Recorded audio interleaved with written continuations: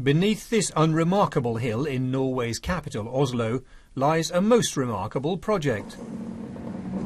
As you hurtle deeper into the tunnel in the mountain, there's an increasingly unpleasant smell. And here in the operations hall, it's clear why.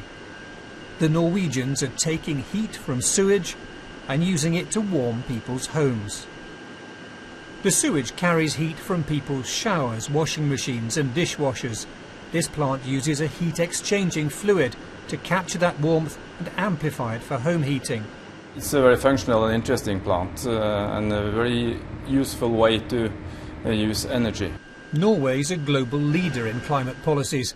It has ambitious plans to end the use of fossil fuels in home heating within the next few years.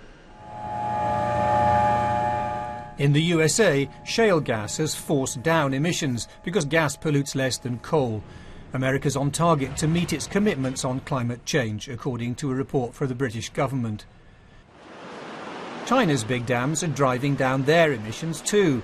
The report says China's emissions could peak in the early 2020s. It says Germany has made big commitments as well, especially to power from wind and solar. There is a positive story to tell. There is action on the ground around the world in many countries and major economies. There's more to do, so that is a challenge. We need to put in place now commitments for the 2020s, policies to drive very significant investments and emissions cuts through the 2020s, but we are on the path to reducing emissions. It's still in play that we can achieve our climate objectives.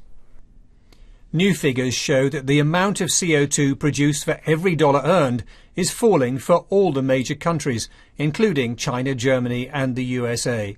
So governments are at last starting to wake up to the threat of floods and droughts and food shortages. They are beginning to reduce the growth in emissions, but scientists say much more needs to be done if we're to get a stable climate. Roger Harrabin, BBC News.